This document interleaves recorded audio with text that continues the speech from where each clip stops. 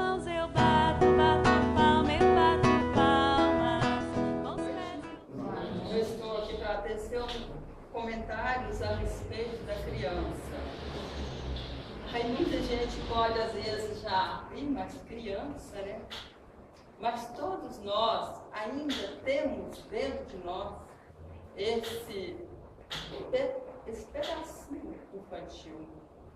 E eu vejo um escritor falando, ai de nós, se a gente não conservar essa ingenuidade, essa querer ser puro, mesmo sem ser, é isso que vai fazendo da gente uma pessoa melhor. Ao espelharmos na criança para a nossa conduta de vida, nós aprendemos muitas coisas. Nós aprendemos a simplicidade. Nós aprendemos que ela, ao nos dar uma florzinha, ela acha que está dando a melhor coisa do mundo. Será que não é mesmo? Porque às vezes nós achamos que as coisas muito complicadas é que vão nos trazer mais alegria, né? As coisas muito sofisticadas é que vão nos fazer bem. E a gente, após ter contato com as crianças, a gente sente que aquela energia delas nos transforma, nos enriquece de uma maneira tal que a gente não pode desprezar este contato com os pequeninos. Porque é muito gratificante, é bastante produtivo isso para a nossa personalidade, para nós mesmos reconhecer as nossas falhas. A gente, muitas vezes, ao nos deparar com a sinceridade das crianças, a gente faz uma reflexão muito grande para nós mesmos. Quem que já não passou por isso, hein? Eu que mexo com eles todos os dias, na minha escola são quase 300, eu fico observando que cada dia eu sinto que é uma lição nova. E que eles têm muito a nos ensinar. Naquela simplicidade, naquela pureza, ingenuidade, que foi isso que levou Jesus a dizer, né? Que quando ele estava conversando com as crianças, né? A pureza das crianças. Não que as crianças sejam completamente puras, porque nós sabemos que atrás desse corpo frágil tem um espírito antigo. Mas que essa fase, principalmente essa fase até 7 anos de idade, foi dada para que a gente molde esse caráter. E olha o tamanho da nossa observação, o tamanho que deve ser a nossa observação. Melhorar o caráter. A nossa irmã acabou de ler aqui, né? Olha, desde pequenininha ela vai mostrar isso para nós. Mas muitos dos pais, fala no Evangelho, no capítulo 14, se não me engano, muitos dos pais, em vez de querer corrigir, mas faz até desabrochar esses vícios. Eu já ouvi de pais falarem assim, isso é dele mesmo, isso é dela mesmo, com o tempo ela vai mudar. E não muda, né? A gente está ali para orientar, porque também está no Evangelho. Deus perguntará, o que fizeste do filho que eu dei sobre vossa guarda? Se depois os ver sofrendo, você vai ter, quando na verdade podia vê-los ditosos. Então, olha o tamanho da nossa responsabilidade. Mas, lembrando essas coisas, vamos lembrar um pouco de coisa engraçadinha que eles fazem conosco no nosso dia a dia, né? Certa vez, eu estava começando o magistério e eu gosto muito de roupa branca. Então eu ia de roupa branca, roupa creme, roupa branca, roupa creme. Aí uma menina falou para mim, coitada da senhora, né, professora, a senhora só tem essa roupa. Aí daí para frente eu comecei a vestir toda a cor vermelha e eu vi que quando a gente veste cor viva assim, cores bem atraentes, e que eles acham bonito, coisa bem alegre, bem, né, bem estampada às vezes, eles gostam disso. Depois, então fui mudando até a maneira de vestir por causa deles. Eu encontrei um menino que o pai dele tinha um dedinho de pendurado assim. Aí ele falou, tia, eu tenho tanta tristeza do meu pai ter aquele dedinho. E eu fiquei com muita dó, né, dessa criança que me falou isso, porque ele se sentiu humilhado, porque o pai tinha aquele dedinho. E eu, como que a gente chega num pai para falar uma coisa dessa, né? Mesmo a gente, às vezes, tendo um cargo assim na escola que pode falar com os seus pais, mas a gente ficava assim, nossa, né? É uma coisa que para a pessoa que tem também, não sei se é bom, né? Acho que não é bom. Aí falava que não queria tirar, então a gente teve que chegar através da mãe, né? Falando para a mãe, sugerir para o pai para tirar, porque aquilo humilhava a criança. Então, o que é que falta? Que a gente vê que a gente falta o diálogo, né? Se a gente conversar mais com nossos filhos, com nossos netos, com nossos sobrinhos, a gente vai descobrir muita coisa que a gente está achando que está muito bom e que para a cabecinha deles não está tão bom assim. E vai crescer, às vezes, um adulto meio frustrado, porque a gente não deu aquela oportunidade para ele se recompor. Outra vez também, nessas histórias que acabam nos educando, né, e nos corrigindo, eu, às vezes, à noite tenho uma dificuldade de dirigir porque eu não enxergo muito bem. Então, pode ser desculpa também, né? Aí eu estava dirigindo e meu sobrinho, neto, falou com a avó dele que estava comigo, ô vó, por que a tia Beth é tão barbeira de noite? Aí então eu fiquei, nossa, vou me corrigir para dar mais um pouco devagar, ou para não dar tanta barbeirada como a gente faz, né? Às vezes a gente fala até coisa assim, que para a criança, que ela fica guardando aquilo dentro dela, que já não é tão bom. Então, disso tudo que acontece, tem um conto também, um conto que chama A Roupa do Rei. Às vezes alguém até já ouviu esse conto, né? Os irmãos Grimm, eles eram muito imaginativos, trabalhavam muito com essa questão da imaginação. Então, ele serve para diversos temas, mas nesse caso nós estamos vendo a sinceridade da criança, porque ela não tapeia, pelo que ela tem que falar, ela fala, né? Ela fala, ela expressa mesmo. Então esse rei era super vaidoso, só pensava em se vestir, só pensava em cultivar seu ego, como a maioria dos reis da antiguidade.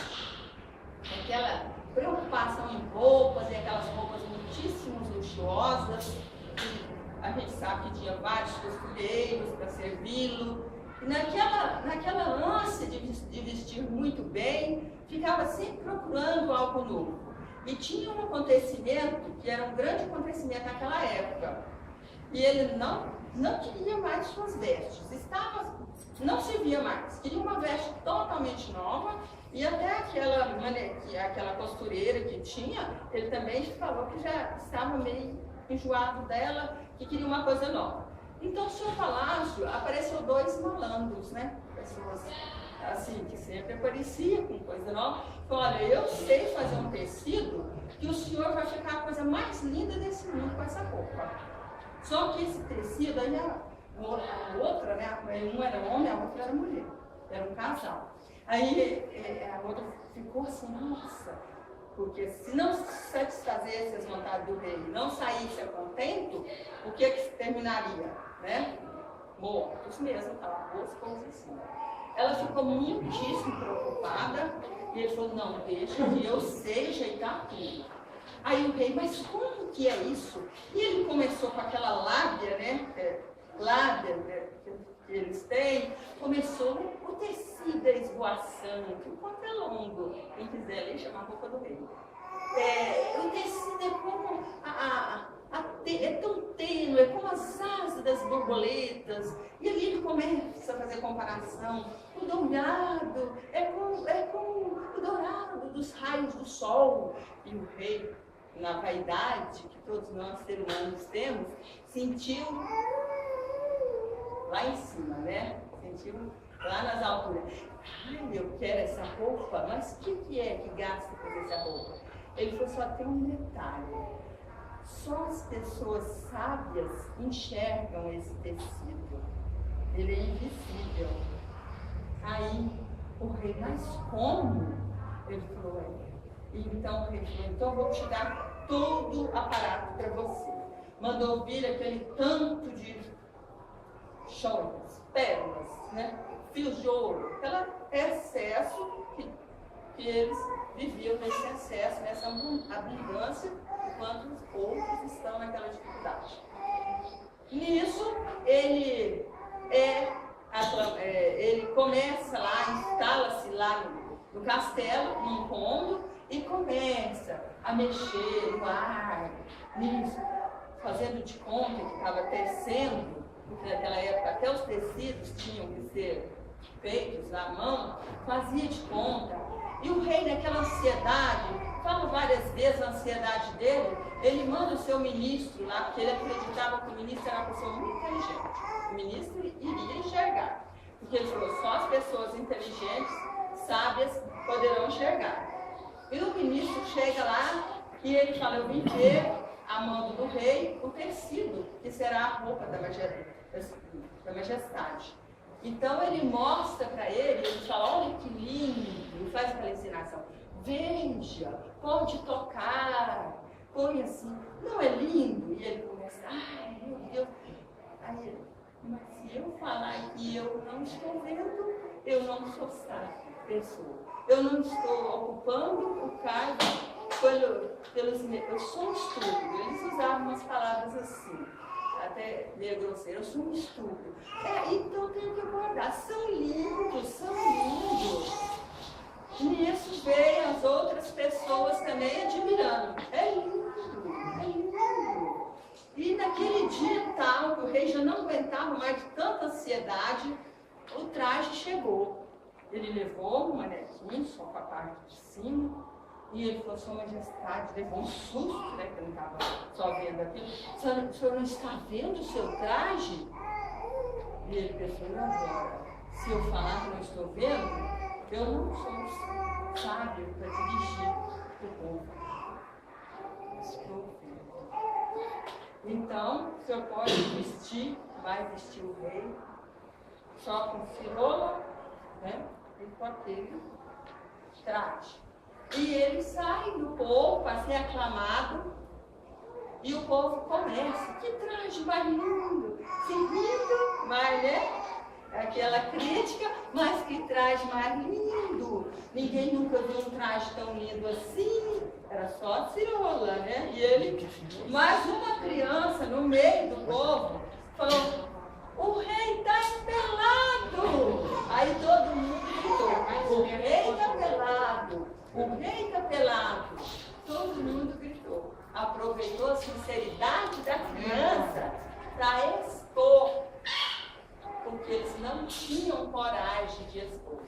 O rei olhou para si mesmo e sentiu que se ele andasse nu, ele não estava também perdendo nada. Ele não importou.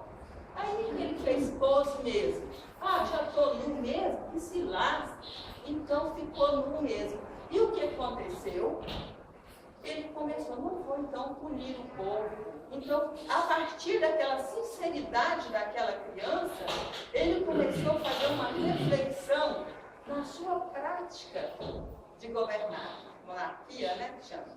Ele começou a fazer uma reflexão. Então, o povo não fala a verdade para mim? Então, o povo não tem coragem de falar comigo?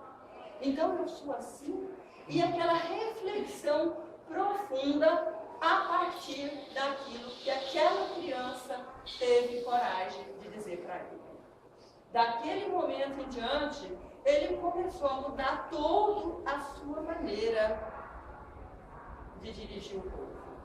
Toda a sua maneira de conduzir o povo, do jeito que ele estava conduzindo. Então, vai ser uma outra maneira que vai surgir muito melhor para o povo a partir da sinceridade. Por que será que nós temos medo de ser sinceros? Né? Muita sinceridade nós temos medo.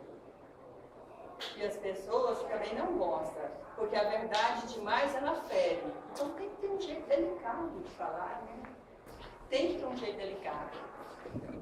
Aí a gente tem que estudar esse jeito.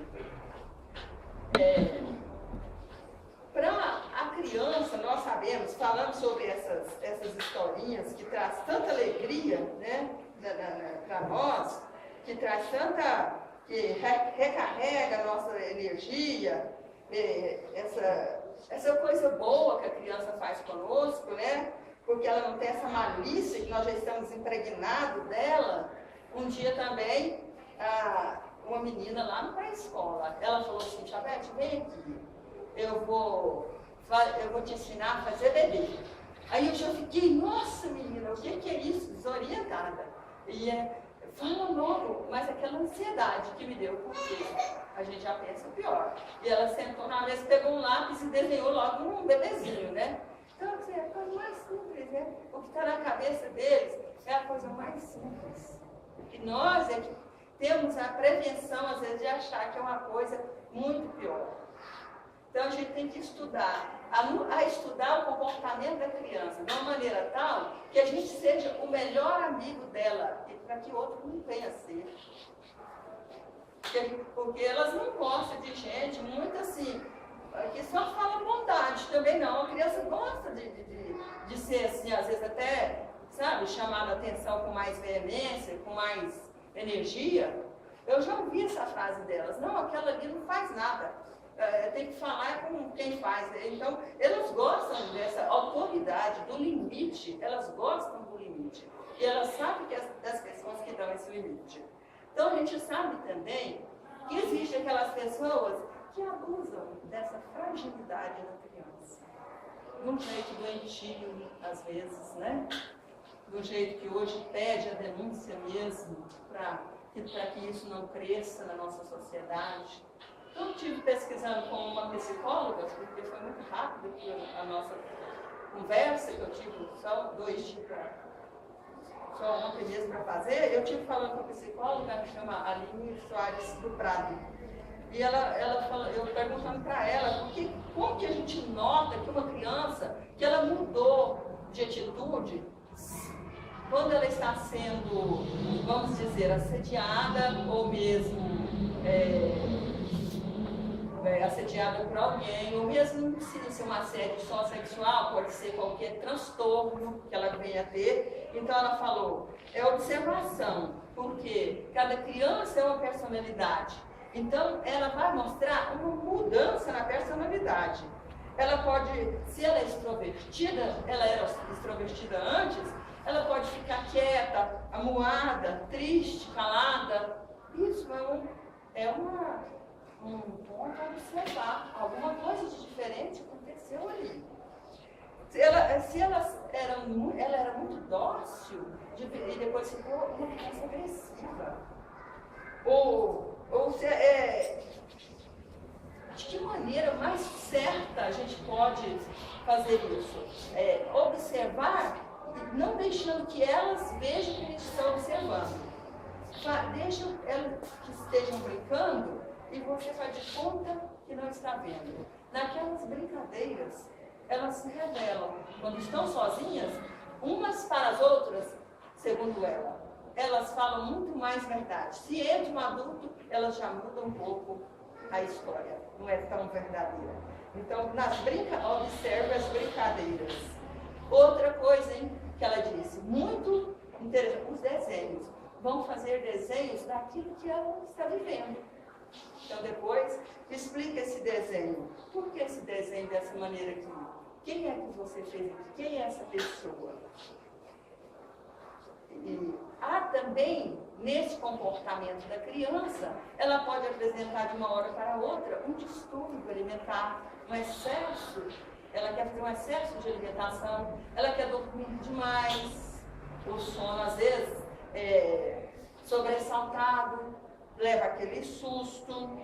Ela tem um apego excessivo por uma pessoa que ela considera segura. Ela não quer sair de perto daquela pessoa segura. Então, ela a pessoa que é mais responsável, a pessoa, os pais, devem ficar atentos para essas questões. Uma outra questão que ela fala também, completar uma história. Conta uma história bem interessante. Você completa a história de que maneira que você, criança, completaria essa história aqui. Isso é um jeito da gente ver o que está passando na mente da criança. Dela pôr para fora uma coisa que está atormentando ela por dentro. Então, é uma coisa interessante de se ver, de se notar. É a criança. Eu não vou querer só a minha criança. Eu posso querer qualquer criança da creche. Eu posso querer um sobrinho para brincar, uma sobrinha. Por quê? A senhora Laura mesmo, lá no livro Nosso Lar, ela fala: as horas que eu passo com as crianças é as horas que eu mais ganho em dobro. Ganho em dobro na espiritualidade. Mas aí eu te digo, a gente ganha em dobro intimamente também. São momentos alegres, são momentos felizes para a nossa própria aquisição. Essas atitudes, elas nos alimentam, nos gratificam. Quem mexe com a criança sente gratificado. Mas nós sabemos também que o ser que está encarnado, ele já teve a sua experiência pretérita, né? Ela já teve a sua experiência do passado. E nessa experiência do passado, muitas coisas não foram, às vezes, tão agradáveis como deveriam. Então, traz consigo aquele ranço na personalidade. Aquela pessoa, às vezes, que está sempre contrariada dentro de casa. Tudo que nós fazemos ainda é pouco. Nós não podemos perder a paciência. Deus não perde a paciência conosco. A gente tem que tentar até o fim. Tem que conseguir vencer. Olha, imagina, hoje em dia, na nossa sociedade, desencarnam muitos jovens com esse vício, com as drogas, né? Só para ter uma ideia, imagina como que vai ser a encarnação dessa criança. O cérebro já está bastante desgastado. Com certeza vai ser um menino um tanto nervoso, né? Porque eles têm aquela ansiedade dentro de si. As crianças, os bebezinhos que nascem, eles nascem muito nervosos, eles choram muito. Essa missão de pai e mãe não é fácil, né? Não é fácil. Mas Emmanuel fala, se você fez tudo o que você acha que você deveria fazer, e mesmo assim, você agora vê seu filho na dificuldade, vê seu filho caído, vê seu filho perdido pelos vícios, despreocupa, porque as provas rudes da vida vão ensiná-lo. Mas como que ele despreocupa? Parece que pai e mãe não se preocupam nunca, né? Ainda mais nós que somos mãe, a gente pensa, será que eu não podia ter feito mais? Será que eu fiz o que eu deveria fazer? Será que eu não fali um pouco? Por quê? É a culpa. Nós temos esse sentimento de culpa. A gente pensa, naquele tempo eu não sabia fazer tão bem feito. Então devo ter deixado lacunas, devo ter deixado coisas sem falar, sem ajudar, sem proteger, sem amparar. Por que eu não falei? Eu estava ali mesmo para aquilo. Porque nós somos ainda falhos, nós estamos aprendendo, né? Mas você fez o que podia fazer, o que você achava que era bom fazer. Eu estava falando com a mãe, ela me falou isso. Por que eu não fiz mais? Você fez o que você achou que você conseguia fazer, você fez o que você sabia fazer, você achou que podia fazer e que era bom fazer. Agora se perdoe, porque antes de perdoar o outro, nós temos que perdoar nós mesmos, porque todo desequilíbrio vem dessa culpa que a gente vai carregando e amontoando. Tem uma porta aberta para os obsessores também, para esses que são contra nós também. Então, contra aqueles que a gente, às vezes, não conseguiu ajudar nessa vida. A gente tentou, mas não conseguiu. Quem somos nós para conseguir tudo? Só Deus para conseguir tudo, né? Porque próprio Jesus ainda é assim, não é o homem, naquela votação de um líder mais famoso do mundo, teve uma votação outro dia, ele não era o líder mais famoso do mundo, na concepção de algumas pessoas. Então, nós falhamos mesmo, mas aí a gente tem que levantar, seguir a nossa batalha de outra vez tentar com aquela pessoa e não desistir. Nessa questão, fala assim, associe o toque físico às palavras de correção. Muitas vezes a criança, assim que eu já ouvi de criança, minha mãe só dana, meu pai só dana, meu avô só dana. Você tem que danar, mas você tem que falar uma coisa positiva no final. Você tem que dar um abraço. Me dá um abraço. Eu estou falando isso para o seu bem. Eu estou falando isso porque eu gosto de você. Você tem que deixar a mensagem positiva no final. A gente não tem que ser o super-homem nem a super-mulher. A gente tem que mostrar que a gente é humano, né? A gente corrige, a gente vai ser chato mesmo, porque a gente quer dar certo, quer que eles dão certo na vida, mas terminar sendo também humano, pedindo o carinho. Para eles, a coisa afetiva, assim, o toque, é muito importante. É muito importante essa coisa de demonstração afetiva.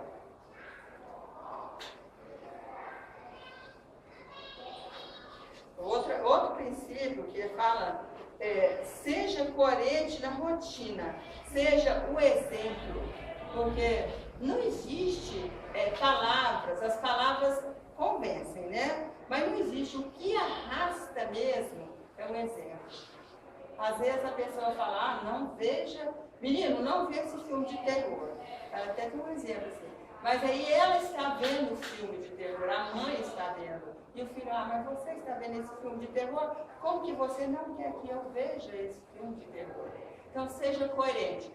Lá também para nós teve um exemplo de uns gêmeos idênticos. Esses gêmeos, eles eram meninos terríveis. E a vida deles era usada da gente, da escola, ou de quem estava lá olhando as coisas.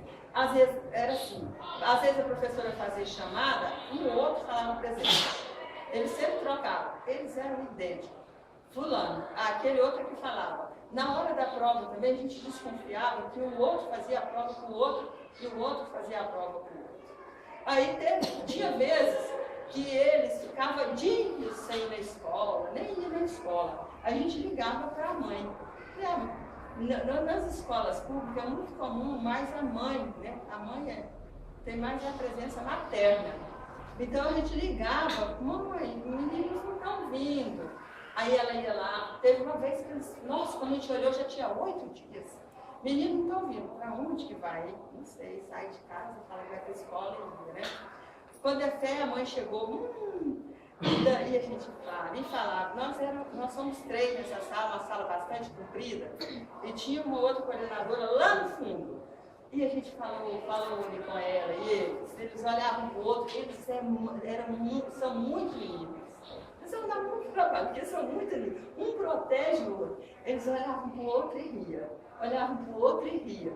Aí depois ela falou assim, não, eu vou embora, eu vou acabar com eles, pai. E a gente, não faz isso não, calma, aquele excesso, explicaram. E também vou cortar o cabelo de um agora, vai ser de um jeito, o cabelo, para diferenciar eles. Eles nunca mais vão fazer isso aqui. Fazer prova um do outro, ficar falando que um é o outro. Ele está fazendo vocês de boa. Aí depois a gente saiu, a outra saiu, e só que uma ficou lá no fundo. E eles ficaram na sala. E a mãe foi embora. E eles falaram, ele não viu que a outra estava lá no fundo da sala. Aí eles falaram assim um para o outro, elas acham que elas largaram de ser boba, que vão nos controlar. Elas são muito bobas. E aquele dia que a minha mãe contou que aquele outro vez que a mãe foi lá e falou que ia bater neles e fazer não sei o quê, quando eles chegaram lá, eles foram pé de pé no quarto dela para ver se ela estava menos acordada, esperando eles. Ela estava dormindo. E no outro dia ela abraçou e beijou eles. Então, não é coerente. A gente não sabia mais o que fazer com eles. Hoje eles já são rapazes, né? Estou contando o caso do passado. Tá? Então, não é coerente, não cumpre o que fala uma coisa e não cumpre aquilo. Isso deixa a pessoa completamente à vontade para fazer o que é. Não tem coerência, porque nós sabemos que a educação é amparar, repetir e esperar. Você amparou, dando aquelas coisas que acha que é a subsistência, a roupa, tudo. Ampara, repete as lições do bem, leva para o Evangelho. O Evangelho é a conduta da boa vivência. Educa o seu filho para sempre. Ele nunca vai ser uma pessoa ruim se ele conhecer o Evangelho. Se ele conhecer o cristianismo, se ele for para dentro de uma igreja, dentro de um centro, ele nunca vai ser uma pessoa ruim. Isso aqui é conduta de moral cristã que chama o Evangelho. Se você faz isso, fica repetindo, é só esperar que vai ser um homem de bem. Mas o que a gente vê? Ah, não, eu tenho preguiça de ir no centro levar a menina domingo, eu já trabalho a semana inteira, ainda vou domingo também. Olha, e depois pode ser muito pior. Então, no comentário final, tem uma mensagem de Chico Xavier, que eu acho linda. Tem uma outra mensagem também, que chama As Crianças Aprendem Aquilo que Vivem. Eu não vou ler ela, porque vocês, se quiserem, podem até procurar, porque aí vai falar o tipo da criança. Se ela vive na crítica, ela aprende a condenar. Uma criança está sempre condenando alguém. Ah, você não presta, porque ele vive. Ela vive sendo criticada, essa criança. Então, olha aí a psicologia de quem escreveu essa poesia, para você ver já no trato com a criança, do jeito que ela vive, às vezes. Sabe umas duas falas aqui? Se uma criança vive com maus tratos, ela aprende a agredir. Aquela criança agressiva, ela está dando chute toda hora, ela está dando pontapés. Ela vive com maus tratos. O amor acalma as pessoas. O carinho também educa. Não existe criança, André Leite, nenhuma só. Por mais que seja, ela não precisa de carinho, proteção e amor. O amor educa os filhos de Deus, né? Então, o Chico Xavier, ele escreveu essa pequena mensagem que eu acho como uma oração, que fala assim: proclamas o bem por base da evolução. Todavia, se não tens paciência para comigo, é a criança falando, mensagem da criança ao homem. Porque eu te aborreça, provavelmente ainda hoje cairei na armadilha do mal, como ave desprevenida no laço do caçador. Olha o que ele põe para a criança. Ele põe para a criança como uma ave. Olha o tanto que a ave é indefesa. Uma ave desprevenida no laço do caçador. Em nome de Deus, que dizes amar, compadece-te de mim. Ajuda-me hoje para que eu te ajude amanhã. Não te peço o máximo que alguém talvez te venha a solicitar em meu benefício. Rogo apenas o mínimo do que me podes dar para que eu possa viver e aprender. Porque quantos de nós, né, que não tivemos esse amparo da infância, que não tivemos essa ajuda, hoje muitos desses desvios de personalidade que nós vemos na mídia aí, tudo foi abandono de criança, a maioria, pode-se dizer. Porque é nessa hora que nós corrigimos esses vícios do passado. É nessa hora que nós tentamos ajudar a construir a personalidade de um homem de bem no corpo de Deus.